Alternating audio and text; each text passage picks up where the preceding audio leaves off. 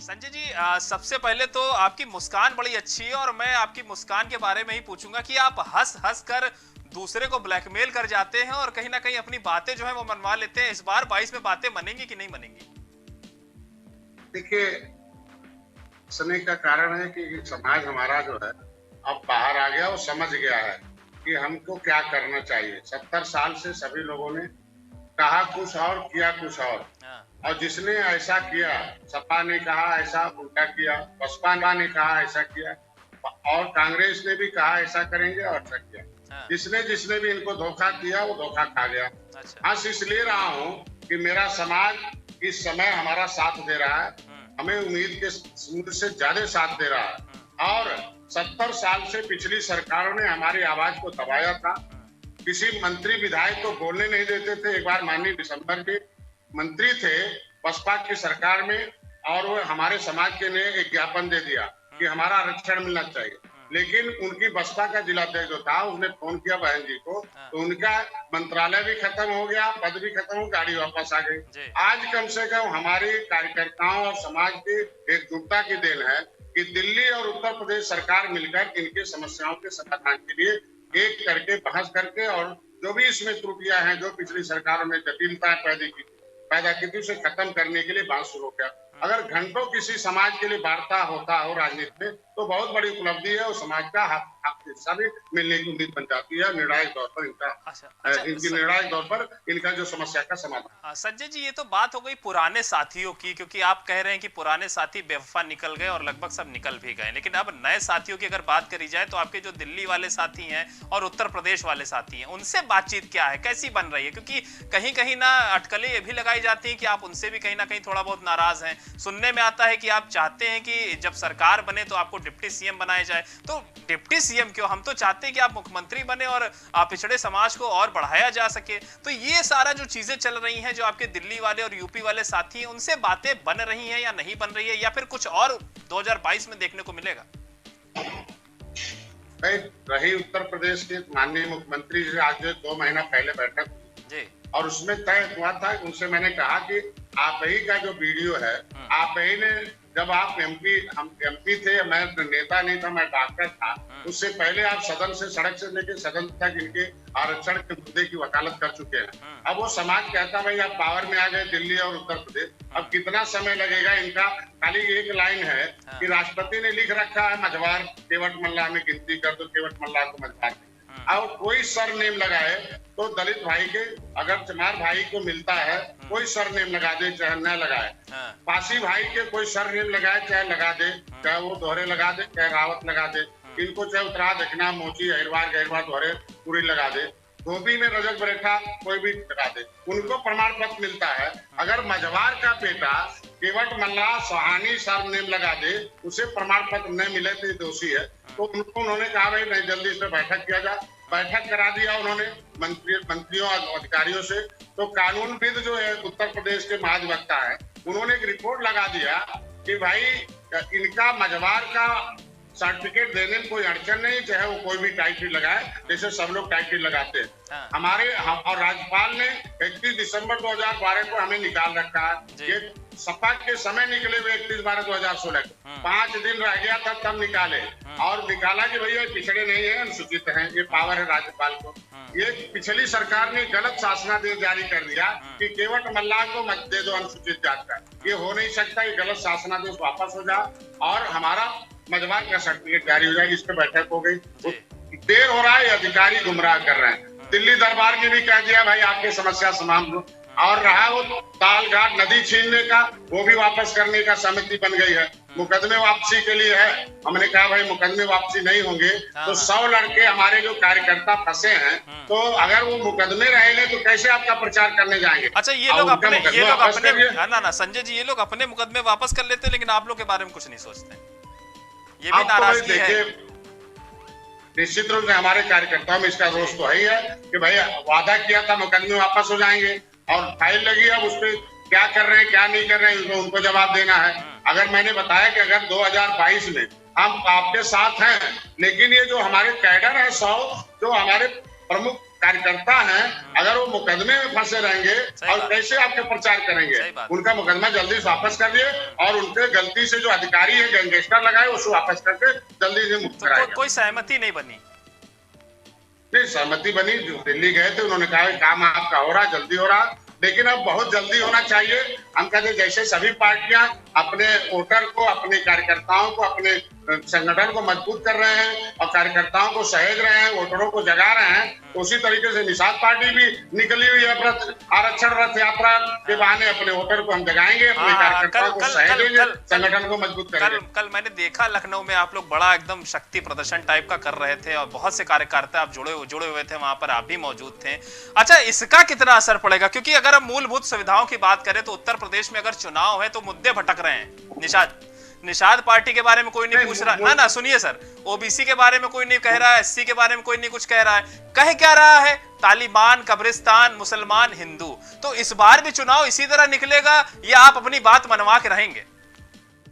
देखिए, ये हमारे जो वोटर है 18%, केवट मल्ला, बिंद कश्यप, कहार, देवर, रैकवार, बातम, सुरैया, कुंवर, काई, ये अधिकारी बटे थे आपस में।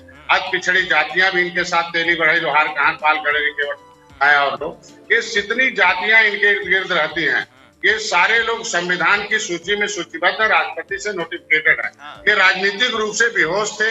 डॉक्टर संजय ने 13 किताबें लिखी, भारत का असली मालिक कौन, आरक्षण के हकदार सबसे पहले वो लोग, निषाद राज महाराज, निषादों का इतिहास, ये गौरव जो हमारा फूलन देवी हैं एकलव्य पर, ये मैंने 13 किताबें लिखा, भारतीय संस्कृति का प्राचीन इतिहास, निषाद संस्कृति, ये 13 किताबें लिखकर जो जगाया इन्हें, तो ये राजनीतिक रूप से बेहोश थे, अब होश में आ गए। और जैसे होश में आ गए, जोश में आ गए हैं। और जोश की देन थी कि कल वो जो आरक्षण रैली में लखनऊ में ये लोग जोश के साथ आए और इसी जोश के साथ 2022 में मैंने इन्हें कहा पॉलिटिकल फाइटर तैयार करो। 70 सीटें जो 1 लाख वोट हमारा है, 70,000 से 1 लाख वोट है, उसके हर बूथ पर अपने 30 यूथ तैयार करो और वो पॉलिटिकल फाइटर हमारे लोग इकट्ठे हो गए। मैंने सूची भी दे दी है भारतीय जनता पार्टी को कि भाई 160 सीट हम आपको जिता के देंगे, 70 सीटों पर हमारे पॉलिटिकल फाइटर तैयार हैं और वो बूथ गठन करके फिट कर रहे हैं और हमारी सेना इस बार बूथ पर अपने डंडे झंडे के साथ रहेगी, अपनी विचारधारा के साथ रहेगी। अच्छा संजय जी, आपने लगभग सभी के साथ मैच खेला है, सबको देखा है, बसपा या सपा या फिर हम बीजेपी की बात करें, बेहतर नेता आप किसको मानते हैं? अगर हम आपसे पूछा जाए तो क्या मायावती आपको बेहतर लगती हैं, मुलायम सिंह यादव, अखिलेश यादव बेहतर लगते हैं, या मौजूदा जो खिलाड़ी आपके साथ खेल रहे हैं जिनके साथ आप टीम में शामिल होना चाहते हैं, योगी जी या फिर केंद्र में मोदी जी, कौन बेहतर लगता है? और क्या अनुमान लगाया जाए कि 2022 में संजय निषाद किसके साथ क्रिकेट पिच पे उतरेंगे? क्योंकि बातें तो अभी तक आपने कहा कि हमारी लगभग सबसे चल रही हैं और बातें लेकिन बनी भी कहीं नहीं है, तो हम उम्मीद किसके साथ लगाएं कि निषाद या संजय निषाद वहां जाएंगे या वहां नहीं जाएंगे? ठीक है, हम तो अभी भारतीय जनता पार्टी के साथ हैं, आगे भी रहेंगे। मैंने प्रतिबद्धता जता दी है और मैंने अपने अटूट बंधन को बता दिया, लेकिन मैंने उनसे बता दिया अगर संजय जी वो बात नहीं माने तो, अगर वो सीट वाली बात नहीं बनी तब? नहीं, सीट नहीं, हमें जीत चाहिए और हमारे जो मुद्दे हैं वो मुद्दा हल होने लायक है और मुद्दा नहीं है, भारतीय जनता पार्टी का एजेंडा है, आरक्षण एजेंडा है, बहन जी ने जो छीना था रोजी रोटी इनका देना एजेंडा है, हमारे मुकदमे वापस करने एजेंडा, सुरक्षा देना, न्याय देना एजेंडा है, ये उनका एजेंडा था, मेरा समाज का मुद्दा है। तो अपने एजेंडे को निश्चित रूप से भारतीय जनता पार्टी लागू करेगी। रही बात कि कौन नेता सही है, कौन अच्छा है, तो सारे नेता अच्छे थे, हमारे लोगों ने वोट दिया, कांग्रेस की सरकार बनाई, सपा की बनाई, अखिलेश जी की बनाई, सबने उनके ऊपर अपनी प्रतिबद्धता, अपने आशीर्वाद को दिया, लेकिन उन्होंने आशीर्वाद प्राप्त करने के बाद खाली चंगू मंगू का काम किया और फिर जनता दूर हो गई। अच्छा, तो अच्छा कैसे अच्छा तो माना था। ये सपा वाले भी इसी तरह आज के दिन में भारतीय जनता पार्टी शीर्ष नेतृत्व और उत्तर प्रदेश नेतृत्व दोनों इस मुद्दे को 2 साल से मैं इनके साथ हूँ। 6 महीने सरकार में बड़े बड़े मुद्दे थे, धारा 370 मंदिर था, लेकिन 1.5 साल से कोरोना हो गया। कोरोना जैसे खत्म हो गया, बैठकों का दौर मैंने दिल्ली से लखनऊ तक शुरू कर दिया हूँ। अगर बैठक होती है, विचार मंथन होता तो उसमें काम भी हो जाता, निर्णय भी हो जाता। हाँ, तो बात तो लगभग यहाँ भी नहीं बन रही, मतलब नहीं बन रही। मैं ये कह रहा हूँ अगर बनती नहीं तो बार बार बैठक क्यों होती?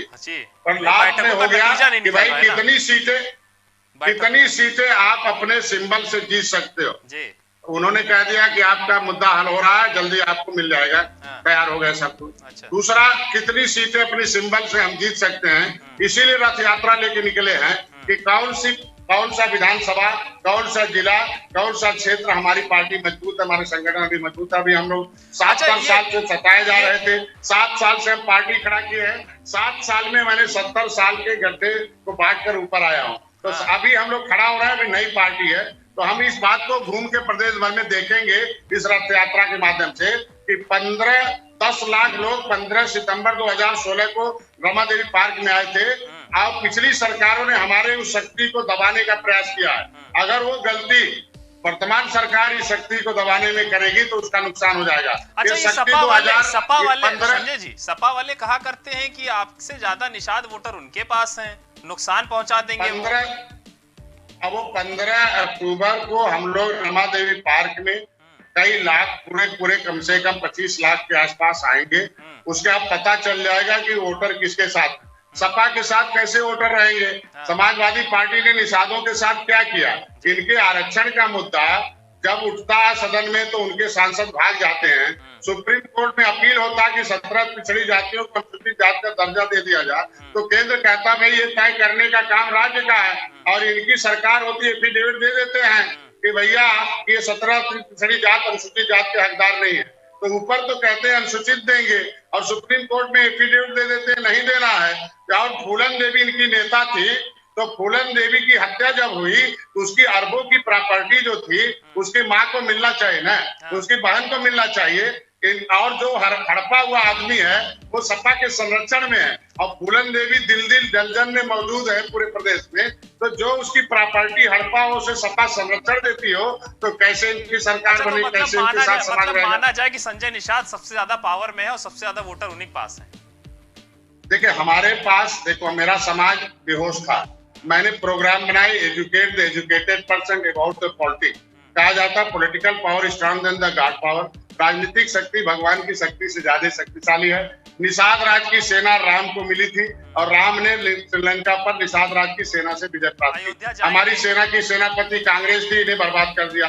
सेनापति सपा बसपा थी, हमारा वोट लेके सेना का वोट ले लिया और नौकरी अपने लोगों को दे दिया। एक थाने में 15 दरोगा, 5 हाथी, 5 साइकिल होंगे, 5 वर्तमान होंगे, इनका कोई सिपाही नहीं है, हर विभाग में ही है। तो हमने, इन लोगों ने अब डॉक्टर संजय को अपना सेनापति मान लिया है।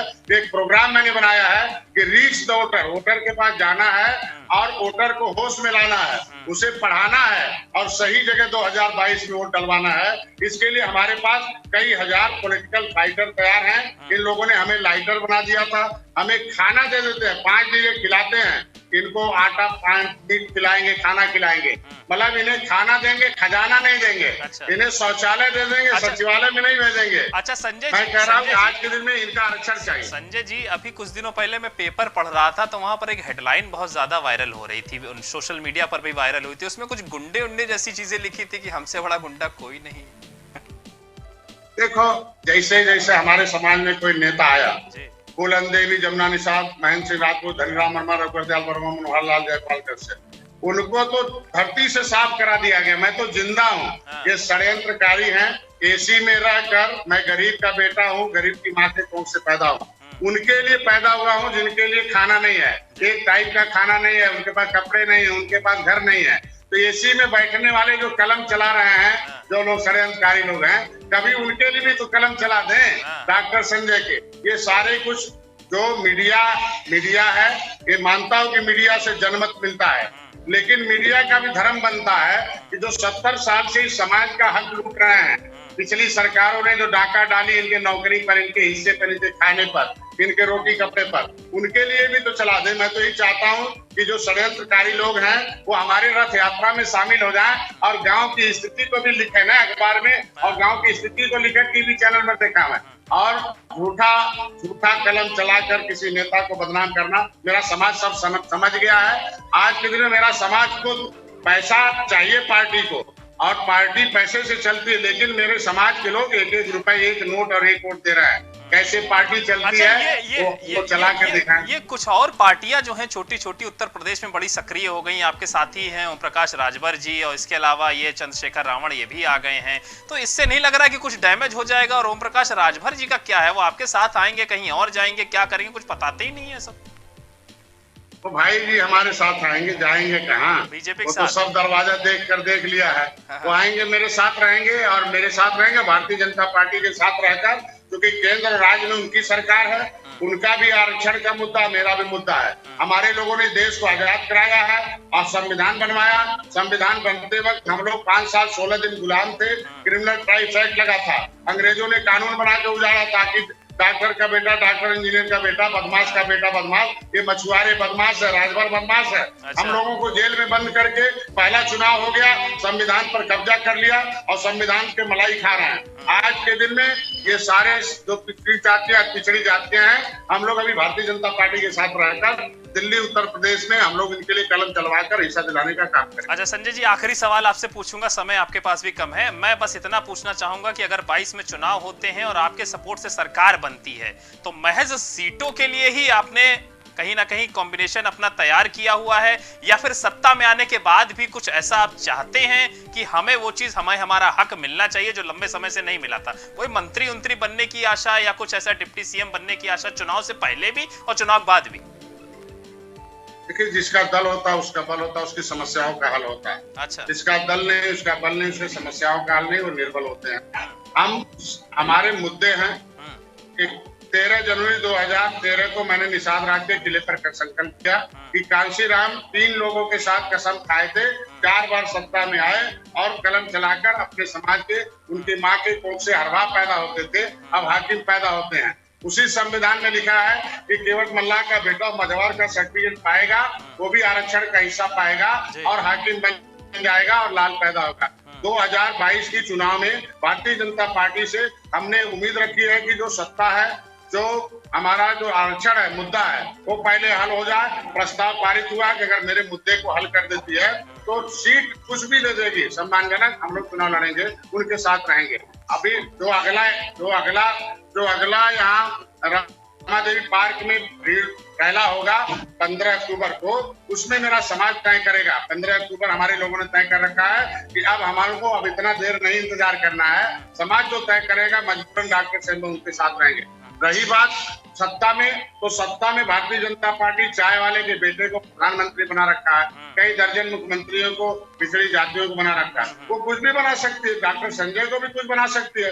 रही बात जो पार्टी, जो समाज अपनी राजनीतिक हिस्सेदारी नहीं ले सकता, वो समाज को कुछ नहीं दे सकता है। निश्चित रूप से 2022 के चुनाव में हम लोग सरकार बनाएंगे और अपने समाज की हिस्सेदारी के मुताबिक 18% जो हमारी आबादी है उसके हिसाब से हम अपने समाज का टिकट भी, मतलब सीट भी लेंगे, तो सत्ता में भागीदारी भी लेंगे, बजट में भी भागीदारी लेंगे और समाज के हिस्से को दिलाने का भी काम करेंगे। चलिए संजय जी, आपका बहुत बहुत धन्यवाद समय देने के लिए, और अपनी जो बातें आपने रखी है, इसके अलावा बहुत सारी शुभकामनाएं आने वाले 2022 के चुनाव के लिए कि आपने जो रणनीतियां बनाई हैं उन रणनीतियों पर आप सफल हुए, और हमें कहीं ना कहीं ये उम्मीद रहेगी कि आने वाले दिनों में हमें ऐसा देखने को भी मिलेगा जो तैयारियां आपने की वो तैयारियां पूरी हुई। बहुत बहुत धन्यवाद आपका।